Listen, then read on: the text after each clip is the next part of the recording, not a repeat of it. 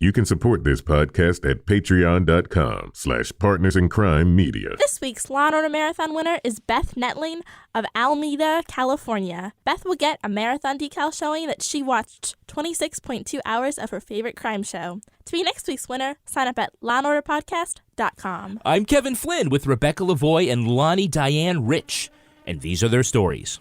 You think you know who did it, but you don't know who did it. Law and order, law and order, law and order. It's no ordinary police procedural, baby.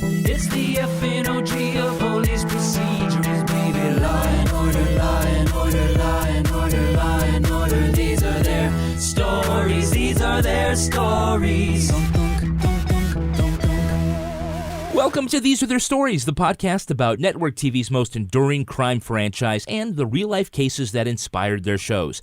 I'm Kevin Flynn. Each podcast will break down an episode from either Criminal Intent, SVU, or Original Recipe. And today we're looking at The Mothership, Season 11, Episode 11, Sunday in the Park with Jorge. Downtown just finds it a bit hard to fathom why your guys are so focused on the victim's husband. Chief, we still have a lot of work to do. Do us all a favor. Find out it was one of the punks from the parade. Joining me to do that is true crime author and the host of Crime Writers On, HGTV and Me, and Slate's Mom and Dad Are Fighting, somebody I used to know as Rebecca Lavoie. Hello, Rebecca. Hello, Kevin. It's wonderful to be down here in the basement with you. And rejoining the panel is our special guest, the host of even more podcasts than Rebecca, from Chipperish Media, our own repeat offender, Lani Diane Rich. Hello, Lani. Hey, guys. It's great to be back. I love it. I don't know if I should have lawyered up first, but I'm here. We're talking. And we're going to try to get through this episode without offending Vincent D'Onofrio. We'll try. Like the last time, which was too bad. I mean, I actually think I take a lot of the responsibility. I think I was a little harsh. Was that Lani or was that Sarah also? And Sarah and I also did a good job offending him too. Oh, yeah. Wonderful Sarah D. Bunting. No. Yeah. Poor Vincent. Hey, he can take it. The takeaway from me, and Lani, you do a lot of podcasts that revolve around looking at TV. And actually, the lesson that I took away with is that, sometimes there are things in it that should be crazy, but I think you should embrace the fun of it. Yes. As opposed to really shitting on the things that aren't great. I mean, you can embrace the fun side of that and not just take down people. I like to think that most multi-millionaire actors who've been in things like comedies and dramas could take it. Vincent is a little thin-skinned. I love the guy. He's a little bit thin-skinned. His fans came after me, and I was like, what did I even say? And I listened to it, and I was like, I wasn't that mean. I didn't say anything. Rebecca was the one who said he ran like a girl. But here's the thing. I think that because we come from a similar place. We both come from New York. We have a similar voice. I think that they thought that I said he ran like a girl because people were yelling at me, and I was like, I didn't say that. And by the way, there's nothing wrong with running like a girl. I mean, No. that should not be an insult. That's a sexist insult to make anyway. So I'm more mad at that than I am And you at made it. But it was funny because here's the thing. When you are, I spend a lot of time, I do a lot of appreciation and criticism and stuff like that. And so when you're doing criticism, especially narrative criticism, I come at it from the perspective of a writer, then you have to look at the stuff that's not so good. But sometimes something is really funny and it's really hard not to take note of it. And by the way, I would really like to say thank you so much, first of all, for the opportunity to get all of Vincent D'Onofrio's fans pissed off at me because that is a great story. I tell that all the time, and I'm genuinely thankful for that. But also that you chose me for the episode of Law and Order that is so racist, they won't put it on television anymore. That's right. Yeah, this is a big episode. Yeah. Now, Lani, you do a lot of, like I said, a lot of TV-related podcasts like Jed Bartlett is My President, Sex and Whiskey. You also do How Story Works, but tell me about Big Strong Yes. Oh, Big Strong Yes is the one thing that I do that isn't actually narrative criticism. It's a podcast that my friend, Dr. Kelly Jones, she is a PhD in learning and educational systems. She's amazing and incredibly smart. And I love podcasting with people who are smarter than me. So thank you again for that, too, because this is a good opportunity for me to do that. But she and I are reading, we're reading Brene Brown's Rising Strong, Elizabeth Gilbert's Big Magic, and now we're in Shonda Rhimes' Year of Yes. And so we're going through these books and kind of applying them to our lives and having deep discussions. And it's this whole very personal, very vulnerable thing. But it's been a really fun experience to do that kind of work. And we're having a good time with it. It's so good. It really is good. And I think it's I'm not a huge fan of I don't want to like be mean, but I think a lot of self-help stuff is self-indulgent and not actually helpful. And your show is just, I think, so resonant and so sweet, and you bring so much of yourself to it. And I would just say it's really inspiring, and I've really enjoyed listening to it. Oh, so good work. Thank you so much. Good work. Thank you. Yeah, no, I know what you mean about self-help, and it can be a little bit douchey. This isn't douchey at all.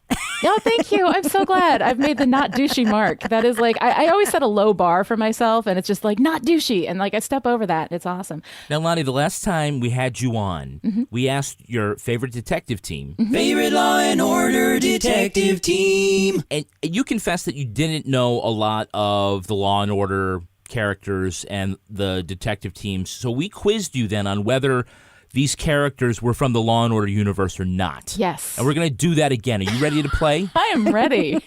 Okay. Drop the game show music. Okay. So you just say yes or no on whether or not this is somebody from one of the Law and Order shows. Okay? Ready? Okay. Detective Lupo. Yeah? Yes. Okay. Otherwise known as Elton. Detective Tutuola. No. That's Ice-T. That's Ice-T? I don't even know Ice-T. Wow, no, I really am ignorant. How about Sergeant Friday? Sergeant Friday? No, that's Dragnet. Yes, good for you. Captain Furillo. Yes. No, That's Hill Street Blues, right? Yeah, that was Daniel J. Travanti in Hill Street Blues. I don't know, you guys, but I'm putting you on my show. We're going to do Still Pretty, and I'm going to quiz you about Buffy. All right, go ahead. Ooh. All right. Detective Cassidy. Yes. Yes, good for you. Detective Pembleton. No. No, that was Andre Brower on Homicide. All right. Detective Profaci. Profaci. Profaci. That sounds like some kind of weird Italian ham. I would say no. It is. It is a real guy, and it's also a weird Italian ham. It is both. Not really, but in the show, he is kind of a weird Italian ham. See, now they're going to come after you, Rebecca. Have you learned nothing from Vincent D'Onofrio? Yeah. It's all right. I'm Italian. He's the guy who just passes expository paper to the lieutenant. That's right. Detective Simone. Yes. No, that was Jimmy Smits from NYPD Blue. No, wait. Jimmy Smits was Santos on the West Wing. Now I'm confused. He was that too. Yeah, it was that too. See, that's why I threw you off. How about Officer Winslow? No. No, you're right. He's not from Law & Order. That's Reginald Van Johnson from Family Matters. And lastly, Detective Gorin. Yes. Yes. Yeah, that's Vincent D'Onofrio. That's Vincent D'Onofrio. I will never forget that. I've been emotionally traumatized by that experience. Now let's take a look at the first half of this episode. Do we have to? Law & Order Season 11, Episode 11, Sunday in the Park with Jorge. Ay, caramba! A mob of guys celebrating the Puerto Rican Day Parade go mucho loco, throwing water on women and ripping off their clothes. Meantime, in another part of Central Park, a couple who thinks banging in a rented rowboat sounds hot are surprised to find a body floating in the water, her head all bashed in. I don't know if they're responsible for this here, but I had a couple of knuckleheads from the parade try to mess with my rowboats. Can you describe them? Puerto Rican. Tall, short, fat, thin? I couldn't tell you. Did you get a look at the dead woman? Yeah, right. Was she with anybody when she rented the boat? All by herself. She had a pair of shoulders on her big enough for a linebacker. Thanks for the tip. While the chief is taking heat for the slow police response to the parade assaults, the squad room is filled with arrested rioters, and Briscoe and Green are hoping one of them saw the murder. The victim, Susan Capp, is the wife of a young tech billionaire. Ethan says their relationship was good, but a lady can't start taking all of her belongings without the doorman noticing. Susan might have wanted a divorce because Ethan was uploading on a backup server, if you know what I mean. Oh, God. You mean he had a girlfriend? Yeah. No, he has a boyfriend. We'll talk about that in a minute. Yeah. He was making an email blast all over her chest. But breaking up the marriage would mean breaking up the lucrative company.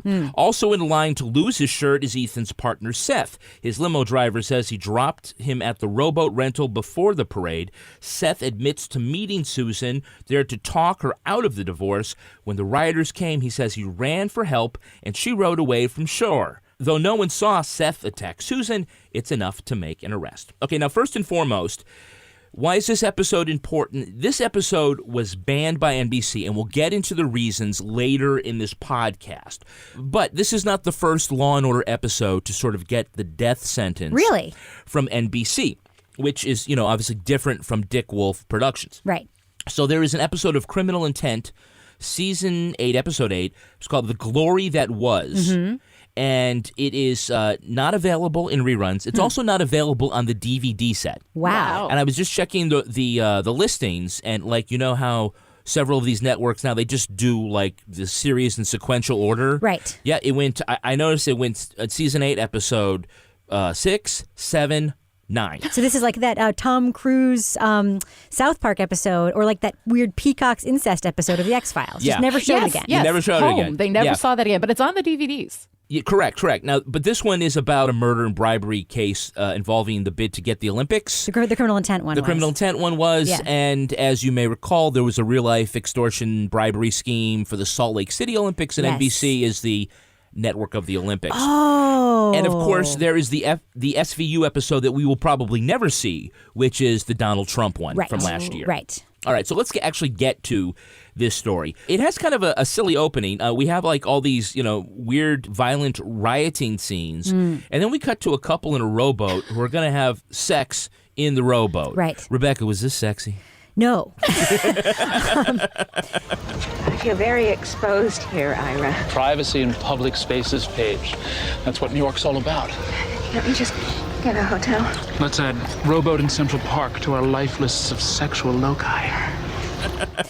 No, the couple, I mean, we're going to talk about the horrible depiction in the rioting scenes, I'm sure, in a moment, right? So let's just talk about the least sexy affair couple in the history of television. Yeah. I mean, think when the guy's name is Ira. They don't. It just doesn't have the same ring. Well, they don't look like they belong together, right? Yeah. It looks like he is like one of her son's friends or something. It was very difficult to figure out like where the heat in this alleged affair was coming from. And all she was doing was complaining, which, as we know, is the sexiest kind of foreplay.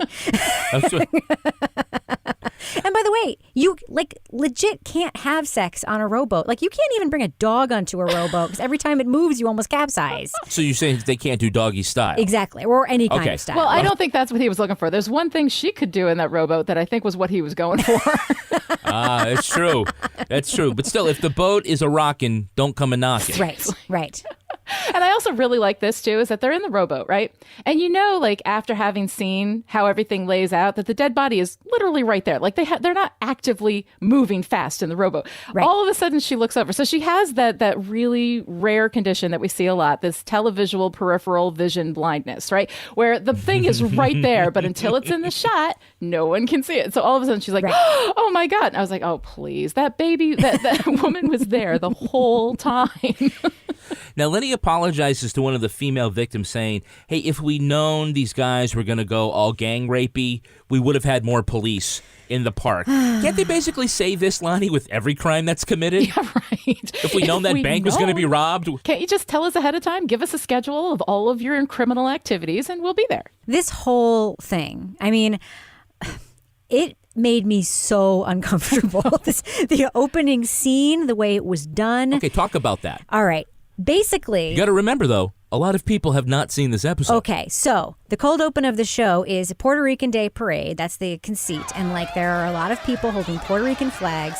And it basically turns into what looks like a National Geographic animal attacking gazelle situation. And these human beings are depicted like animals. They basically are. They have everything that's like this tie between like Puerto Ricans and this like animal attack. I mean, there's basically like maracas playing in the background, and you hear all these guys literally going like "Reba" or whatever they're doing, and it's like we had everything but Speedy Gonzalez, in the background on this. It was awful, and there are women getting their shirts pulled off. There's a woman getting her bra pulled off. We start by seeing a bunch of guys like knock over a cart with a bunch of water. Right. They're throwing the water on women. They're pulling their tops off. Right.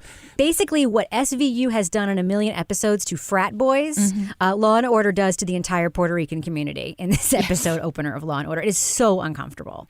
But like, I caught a ton of like subtextual, gay relationships. Briscoe and Green totally a thing. Seth and Ethan, absolutely. Totally. Yeah, like there's all this stuff happening, and I was like, but all the gay stuff is like and nobody's making gay comments. So at least there's that, because God knows the gay panic from that time era is ubiquitous. If you've ever seen an episode of Friends, you know what I'm talking about. But right, exactly. But so I'm loving all these. Like I'm cheering for all these like homosexual. I was waiting for Diane Wiest and Essa Partha Murkison to be coming out of the bathroom together. Like I was like, yes, get it, girls. We didn't have any of that, but I mean, all of the stuff in here, I was like, okay, I'm cheering for these, these like subtextual gay relationships that I'm seeing all over the place. We're not acknowledging it. We're not looking it in the face, but it's all there. The subtextual gay relationships you saw, I didn't see them, but good for you. I have a screenshot. I'll send it to you. There's a screenshot. Except for Ethan and his friend. I'll give you that one. Oh, no.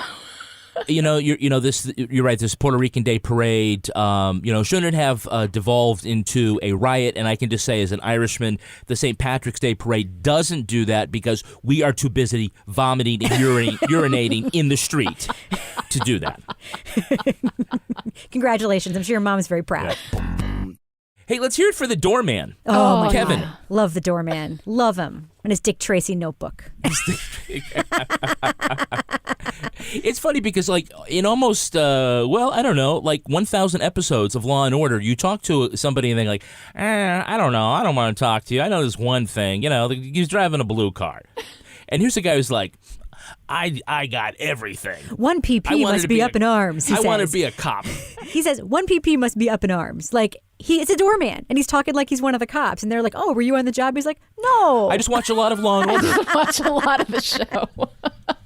I loved that guy. Loved him. Yeah, he was fantastic. I mean, we've all known people who have like missed their calling in life, but they have a passion for the job. And I think that, we have this guy, like everybody else is all like, I'm not talking to you, you pig, but he's all into it. He's right there for it. And I thought that was really good. I love the enthusiasm. Enthusiasm always gets a great deal of affection from me. I think Lenny Briscoe's interview of Doorman Kevin is my favorite scene in this whole episode when Kevin is asking... Are you maybe liking him for the homicide? Gee, Kevin, I don't know. So far his alibi holds up. Why, you think we should like him? Ordinarily, you gotta always like the husband. But this one might be a little too much of a wet noodle to pull it off. Gee, I don't know, Kevin. What do you think? All right, now we have, in the first half, Hey, It's That Guy. Hey, it's that guy. Who can give me the name of the actor who plays the police chief? Oh, that's Dan Lauria from Wonder Years. Yeah, Dan Lauria. Mm-hmm. Yes, little Kevin's dad. Exactly. Well, given that we had some members of the force conspicuously non-proactive while all this was going on, we'd be well advised to pursue this investigation aggressively. Exactly 5 episodes before this episode, he was the same police officer. He was a captain. Oh, he got and a in promotion. 5 episodes, he became chief. So good for him. Good for him. Good for you. Good for you, Kevin's dad. Yeah, but Dan has made 5 appearances among the 3 major shows. I really liked him on Wonder Years, but he was pretty gruff, right? I mean, he was a 50s dad, a 60s dad. I mean, he was just like absent, benign neglect dad, always at work, always gruff. Like that was his role. And he was really sweet at it. Scotch in the top drawer of the desk. Yeah, that guy. Just the one episode that sticks out in my mind is the one where Kevin goes to work with him. And he knows his dad is somebody who's like puts down the other members of the family. He when says he his dad needs is being tough, yeah. His dad is tough. And then he sees his boss yell at put his his dad down. Yeah. And he kind of sees where like he gets it. And well, I guess so it's why it's the Wonder Years. I learned it from watching you, Dad. I learned it from watching you. And you learned it from watching your boss. So we're going to talk about Ethan Kapp or what? Sure. The pre-Mark Zuckerberg? Yeah. Yeah. Oh, yeah. Well, this is a Hey, It's That Guy, too. Did you guys catch that? No. No, who's that guy? Dude, this is Skipper from Sex and the City, Ben Weber. Oh, see, I would never have made that connection in a million zillionaires. I mean, this guy was so unappealing on this, and I wouldn't think about him being in the Sex and the City universe at all. We have doormen, we have limos. Finally, you get to the point where you don't even risk taking cabs, and then you find out you're not safe. Well, he was unappealing on Sex and the City. He was the guy that nobody wanted to sleep with. Like all these women were sleeping with everybody in the city. They're like, not so much. Except Miranda had a little thing. But but he was that guy in the early seasons of Sex and the City. And so it was funny because I was like, ooh, Skipper, hey, how you doing? Oh, see, I never got around to watching Sex and the City because I had a thing. You had a thing? What was that, Kevin? A penis.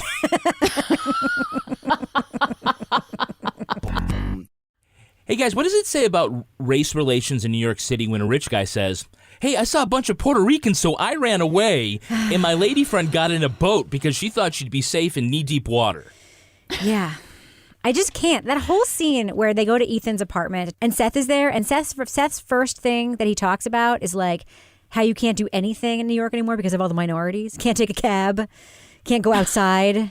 Can't eat a hot dog because you're just inundated with, I don't know, Hispanics or whatever he says. Hispanic hot dogs? God, like those two people. I mean, I think that we're not supposed to think Ethan is like so bad, although there's so much about his character that makes no sense. Like, why does he have this beautiful girlfriend? Because plus he's rich, so I mean, I guess there's that. But I mean, on top of it, like he has almost no dialogue. He has no personality. He is a big wet lasagna noodle that this woman married. Yeah. And the whole time I'm thinking, why didn't he get killed in the rowboat? Exactly. He really felt a little bit prescient because he really did seem like a Zuckerberg type character, like the hoodie, the whole like dowdy kind of thing. Was he supposed to be like Bill Gates? It was very hard to tell like what they were modeling that from. I mean, just there was this whole .com sort of.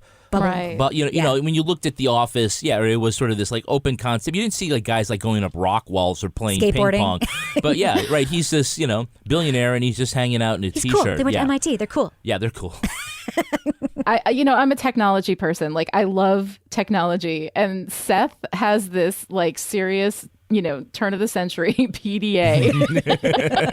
And I'm looking at it and I'm like, oh my God, it has a stylus. And like, I remember having one just like Palm Trio. Oh, baby. Yep. That was high tech gear back then. That was like, he had that. And we look at it now and we think, oh my God, is that a child's toy? But at the time, those things were like 800. I mean, that was serious technology. Yeah. He had something that, walked around in his pocket and could tell him how to spell things. Like it was crazy, Yeah. That's right. Yeah. And if today it'd be like, well, let's just triangulate that for Sunday and see, oh yeah, he was at the boat ramp. This would have taken 10 minutes. Well, he has a note in it that says, I am totally going to kill Susan. It's technology they wouldn't be able to break in, right? Now, let's look at the second half of this episode. At trial, McCoy and Carmichael find a last-minute witness who says he can place Seth in the rowboat with Susan. Where in Central Park were you? The lake. What, if anything, did you see there? That gentleman seated right there. He jumped out of a rowboat and walked by me in a big rush. There were a lot of people in Central Park that day. How sure are you it was the defendant? There weren't any other people jumping out of rowboats and running. I saw his picture in the paper. There's no doubt in my mind. That's the same guy. Nothing further. But Briscoe hears the guy lie on the stand. He and Green dig deeper and learn it was actually young parade rioter Nestor Salazar who climbed in the boat and bashed Susan's head in. DA Nora Lewin is getting pressure from City Hall after the mayor assured the Latino community they weren't being targeted and had to walk it back after their latest arrest. And Nestor's attorney complains that this case is just about politics. The defense paints a sympathetic picture of Nestor, a shy follower who's not exactly one of the homeboys. On the stand, he says he wanted to impress the wild bunch by jumping on Susan's boat like a pirate, but she slapped him. Afraid of losing face in front of the guys, Nestor fought back, but didn't mean to deliver a fatal blow. In order to save his sinking case, McCoy calls the mob attack of groping and assaulting women in the park, quote, the suspension of civilization, at which time Harvey Weinstein turned off his TV and said, amateurs. Nestor is found guilty of second-degree manslaughter. The prosecutors head home for the night to contemplate the cultural destruction they've caused the city. Okay, so halfway through the murder trial of a billion-dollar wife, McCoy just says, oopsie. Yeah, and by the way, after, I think, one of the greatest interrogations I've ever seen on the show, like what got Seth to trial, that incredible scene with Green, where he's basically doing the talking head style interrogation. How do you mean? You may ask yourself. Ask yourself. Are they asking me questions they already know the answer to? What do you mean? ask yourself, is there proof that you saw Susan not a month ago or 3 weeks ago, but the very same day she was killed? I did not kill her. Hey, man, ask yourself. Did someone see me at the exact same spot where Susan was killed? Did someone see me? Now ask yourself, what would your answer be if they did? I thought that was really, really good as far as interrogations go. And they seemed very confident when the douchey guy from the mayor's office came and should this be the trial? Like Diane Wiest was like, yes, there should be dancing in this town. I mean, there should be a trial of this guy. We have everything we need. I don't know. I thought the trial seemed like it was going to work out. And later we hear that he was apologized to, apparently, when he was let go. No, it was a sincere apology. We're really sorry as they dust off the shoulder on his jacket. But here's the thing, though. Like, in what universe is Seth, right? This guy who's loaded, not lawyering up. I mean, I suspect that this guy brings a lawyer with him to the Chuck E. Cheese birthday party he's having for the estranged daughter he sees exactly once a year. Like, this guy has a lawyer in that PDA. Like, he is going nowhere without a lawyer. And there's Green doing his great stuff. What if, Yes. And it's this great scene. It's really, and I'm like, this guy's lawyer would be like, what if I sue you to nowhere? You will never work in this town again. Like, this guy's got to have a lawyer. So I just thought that was hilarious. Like he's totally, absolutely going to lawyer up like before anything ever happens. So this is our first podcast where we get to talk about Abby Carmichael. But it's too bad in this episode she's really not her feisty self. She's not. I think it's because she's growing out her bangs and they're sort of just tucked over her ear the whole episode. She doesn't have like her usual fighting hair. What, you didn't notice that, Kevin? It's not a detail that you noticed. No, it's not a detail I noticed. She seems to apologize a lot in this episode, which is not like her. I'm a huge fan of Abby Carmichael, even though I think the character is often written a little bit weird. But yeah, she does do a lot of shady looks, like eye rolling, incredulity when the douchebag from the mayor's office comes and basically lectures them about not turning this into a race thing. She's just sitting there like, looking like, I wouldn't have gone out with you in high school. Like, she has that kind of thing going on a lot. And I do like that about her. I like when she deploys that. But yeah, we didn't see her enough in trial. We certainly didn't see her enough, fighting. At one point, she throws herself under the bus saying it was her fault. I should have followed up on that. Abby, come on. It's not your fault. You're not the boss. She's trying to keep her distance. She knows what's going on in this episode. And she's like, I am not involved in this. I am not doing anything in this episode. Just keep me out of it. Because of the politics that are around this. And the politics are really kind of fuzzy, and they keep going back and forth. The cops in the beginning want this killer to be one of the Puerto Rican rioters. No, because it saves him. The leadership in the cops do, but the actual cops were right. The pressure coming down is that they want it to be one of the rioters. Right. And then later on, the mayor is hoping it's not one of the Puerto Rican rioters because of the tenuous relationship, with the minority community. I mean, we have somebody from the mayor's office come, and even though it has no power over the DA, sort of give her a dressing down. This administration had the political high ground on this one, and your people just pissed it away. Tell the mayor I'd be happy to meet with anybody he thinks would be beneficial. It's not going to be that easy. These bridges we've tried to build with the minority communities are not too sturdy. So it's going to be damn near impossible to mend them now. He totally mansplained. Oh, yeah. And he had the weirdest accent. He sounded like he was trying to do a New York accent. It was very strange. But also, Lani, it was kind of his affect where he was sort of reading these lines like he's Cicero or something. Oh, was that the Howard Cosell guy? Yes. Yes, exactly. I was like, that was one of my notes. I'm like, what is this? He's channeling Howard Cosell. I don't know if Howard Cosell was dead at that time, but he would have died just listening to that guy do a bad Howard Cosell. It was, I don't know what was going on with that. Like, he's like, I have this one shot. I'm on Law and Order. Nobody's going to forget me, And I think that's what Guess what? We forgot him. Yeah, well, right. We only forgot him because then Kiki, a.k.a. Puerto Rican Eminem, shows up and steals the whole show. I got a sick mother. I got asthma. I loved that guy, man. He was committed. He was in it. He was like, this is terrible, but I'm going to do it. Yep, I like that. Yeah, although the acting, come on. When they ask Kiki, when they catch him in the lie on the witness stand and they were like, can you think of somebody else who was there who might have known something? He literally scratches his chin and goes, there is this one guy, which is like totally out of texture of all the M&Ming that we see going on in all the previous scenes. Right. He was told he was doing an episode of Seinfeld, I think. He was like, I can be pretty convincing when I want to be. I don't want to be right now. Yeah, I feel like our listeners might not appreciate the fact that I called him Puerto Rican M&M, given that they're not going to be able to see this episode. Right. But he literally had that like bleached M&M all forward, like 2001 MTV Music Awards hair situation, a white T-shirt. Like he was clearly styled after M&M. It was a clear homage. Yes, absolutely. It was. In the second half, we have a Hey, It's That Girl. Hey, it's that girl. Can you give me the name of the actress who plays Nestor's sister, Dee Dee, that we saw on the stand? I can't, but I know I've seen her in a million things. What do you got, Lani? Lani, who is it? That is Salinas Leyva from Orange is the New Black. My brother respected women. He grew up in a house with strong women. He would not have gotten away for a second if he did anything but respect women. Yes, that's what she's from. Yeah, she was Gloria Mendoza, the queen of the cafeteria. That's right. Yep. But before that, in seasons 15 through 17, she played Detective Rivera on Law and Order. She was a cop. She was a cop. She was the one who would hand Van Buren pieces of expository paper in the squad room. So she basically was the Profaci of her day. Oh, Profaci. Yeah, she would just come in, say something, someone's on the phone, and then walk out. Come in, where's the stapler, hand her the stapler, walk out. That was her job, right? People wanted staplers? It's old school police work, Kevin. It's shoe leather.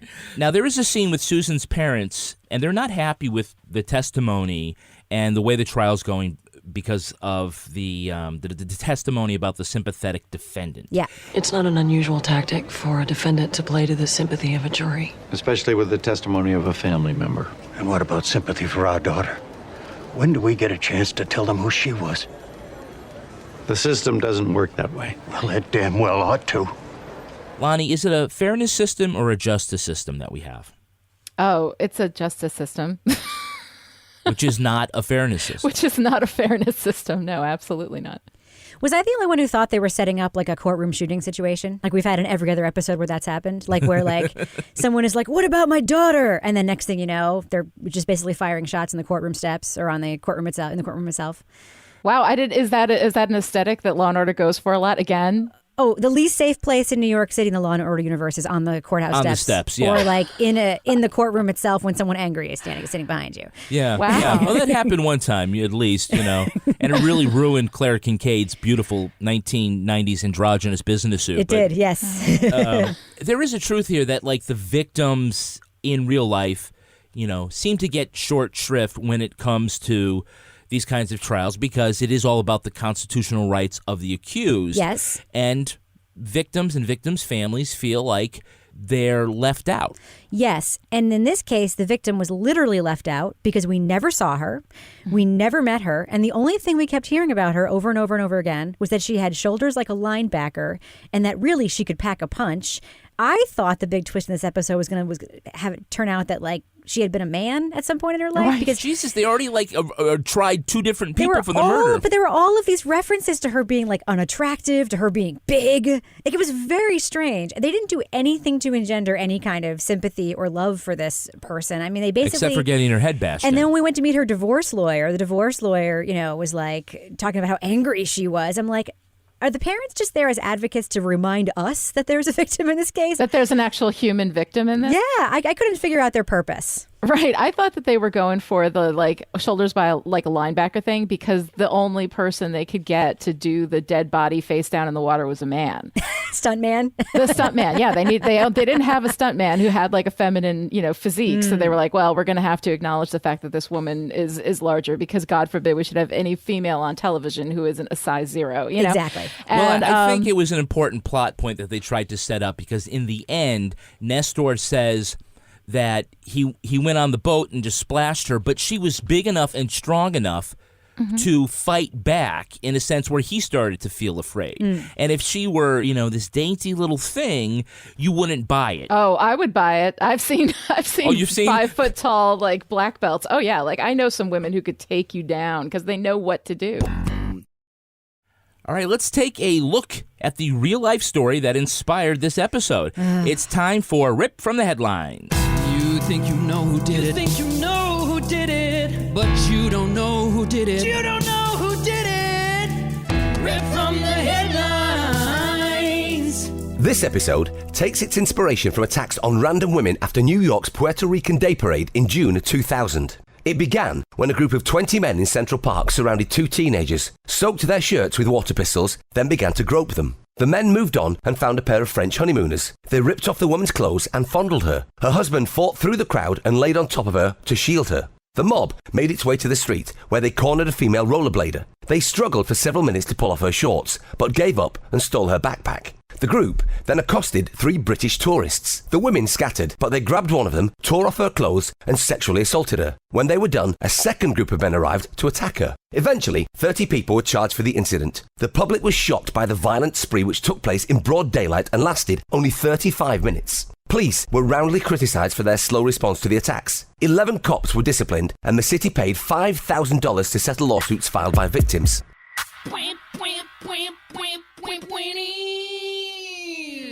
Okay, so we started by saying that this episode is one that was banned by NBC. Right. And so why? Well, the network got a lot of criticism from the National Puerto Rican Commission for the show's portrayal of Puerto Ricans. Now, Dick Wolf was not pleased at all with NBC's decision to pull it from reruns. And as a matter of fact, it didn't appear in reruns on NBC or USA until the franchise was moved over to TNT in 2009. Okay. So you can see it now, but NBC just made this pledge that they would not run it again. And you got to also remember, this is 2 years after the Seinfeld episode in which Kramer accidentally lit a Puerto Rican flag on fire at the parade and stomped it out, and that drew a lot of criticism. So this is, as opposed to being a controversial episode that was pulled from thin air, I mean, this was based on a real incident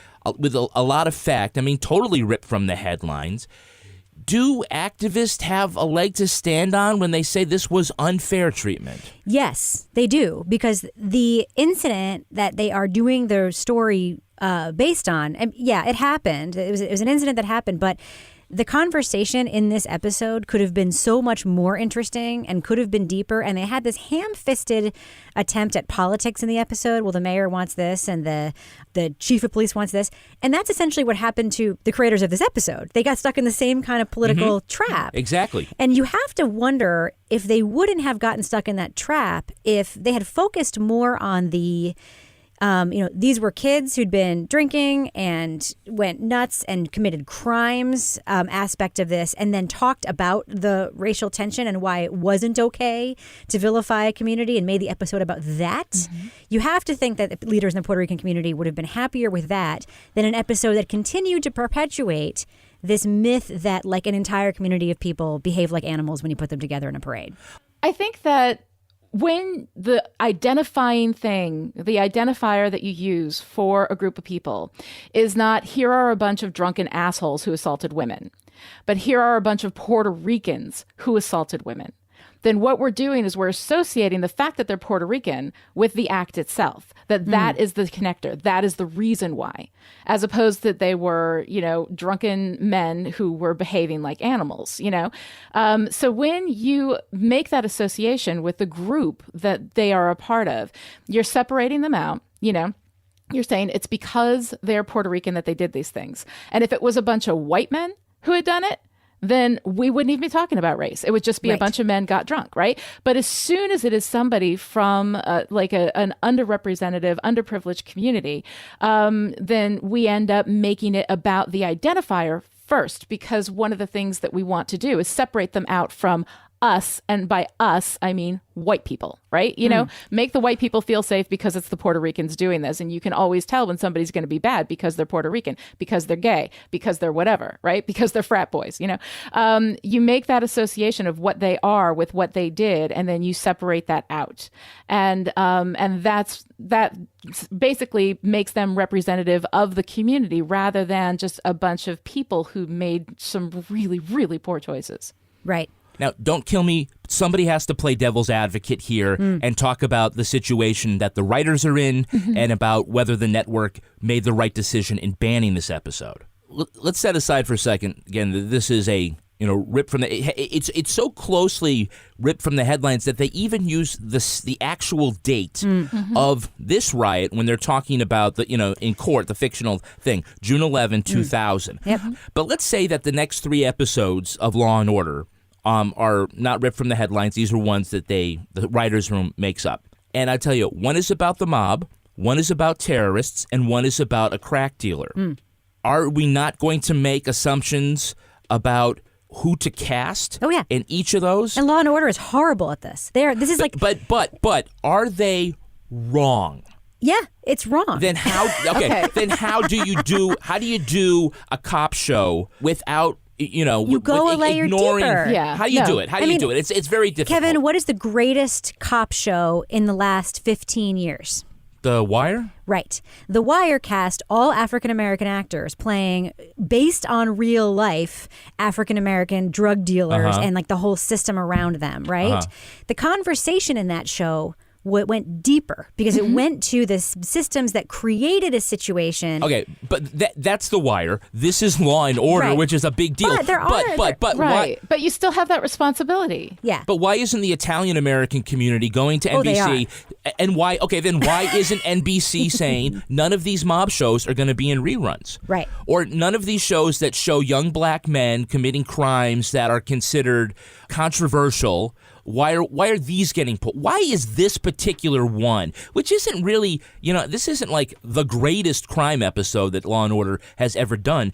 It just so closely mirrors what actually happened. Right. Well, I would say this. With a fake homicide thrown in, which is their formula. I can actually tell you what I think is at work here. So Law and Order has a lot of race problems, I think, in general. But I'd say you talk about the terrorist stuff. Their portrayal of Middle Eastern people, of Muslim people is terrible. It is not good on this show.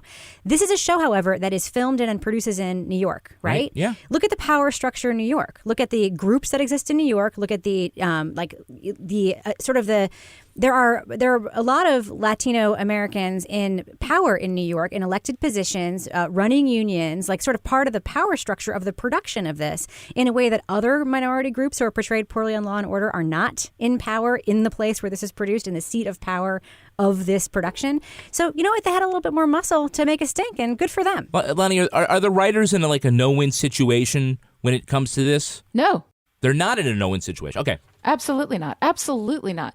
No, you can absolutely make this work. Here's the thing. It's not that you cannot represent, situations that have racist undertones. I mean, let's face it, we are in a society that has huge racist undertones. The problem is when you don't question them. The problem is when, and the thing is that reality is no defense for fiction. I've been saying that for years and I'll say it forever, right? Reality is no defense for fiction. Just because this is what really happened doesn't mean that you portray it exactly that way. You can have it at the Puerto Rican Day Parade. You can have it, happening that these men happen to be Puerto Rican. But when you address it in your fiction, you need to address it. Exactly what Rebecca was talking about with The Wire.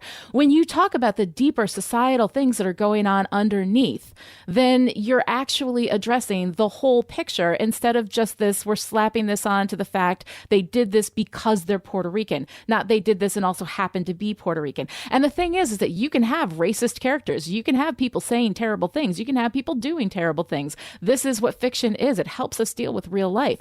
But when textually you don't have a perspective and a tone that acknowledges what's going on here and all of the perspectives around it, then what you end up doing is creating another, brick in the wall for racist caricature that actually does real damage to these communities because, and this is why I do the work that I do, and pardon me while I step up on my soapbox, the stories we tell, I know you knew this was a danger when you had me on here. The stories that we tell culturally are the stories that we believe. The stories that we tell ourselves are the things that we actually believe to be true. And it actually does. There's a certain amount of reality in our perception of reality that is malleable. And the stories that we tell culturally form that reality. And when in the stories that we tell, we do not acknowledge, we dip into these really heavy, issues of race and of murder and all of this kind of stuff and who people are. When we dip into that, we have a cultural responsibility to talk about it fully. And if you can't talk about it fully, then what you do is you take, the riot and you take some of these elements out. You underplay them instead of heightening them up and shining a big spotlight on them that you are not prepared to be responsible enough to address. Lani, I have one more question for you. Would you do it in a rowboat in Central Park? With a guy named Ira? I think those days are probably behind me, but not with a guy named Ira. I think had you asked me that in like the 90s when I was in college, you might get a different answer. But right now, no. I'd do it in a rowboat with a guy named Ira Glass. Oh, how's that? Very nice. Intellectual is sexy. Yeah. And that's going to do it for us. I want to thank our guest, Lani Diane Rich. Lani, where can our listeners get more of you? And I don't mean in a rowboat. In a rowboat. Well, it depends. Actually, if you go on Twitter, I'm at Lani Diane Rich. You can find me at Chipperish Media, chipperish.com. And Rebecca Lavoie, the divorce will be on Thursday. But until then, how can our listeners follow you? You can find me on Twitter and Instagram at Reb Lavoie. And please check out my new podcast, HGTV and Me, especially this week because we're talking about that horrible Tarek and Christina from Flip or Flop. It's pretty fun. And you can track me on Twitter at Kevin P. Flynn. You can also tweet to us at Law & Order Pod or follow us on Instagram at These Are Their Stories Podcast. Our newsreader was Cy Frater. Our theme music was composed and performed by Uncanny Valleys. Line editing by Henry Lavoie. Content assistance from Travis Roy. Lily Flynn handles promotions. If you enjoyed this podcast, leave a review on Apple Podcasts. It helps others discover this program just like you did. All clips in this podcast were used in compliance with the U.S. Copyrights Act fair use exemption for criticism and commentary. Special thanks to the elite squad of the Law & Order Wiki community for preserving the evidence. To get ad-free episodes of These Are Their Stories a week early and other exclusive content, sign up for Stitcher Premium. Go to StitcherPremium.com/crime to start your free trial. If you want to know what episodes we're talking about in our upcoming shows, go to LawandOrderPodcast.com. Sign up for our newsletter for a chance to be our next Law & Order Marathon winner. These Are Their Stories was recorded in the Podcast Hall of Justice and is a production of Partners in Crime Media. Partners in Crime Media.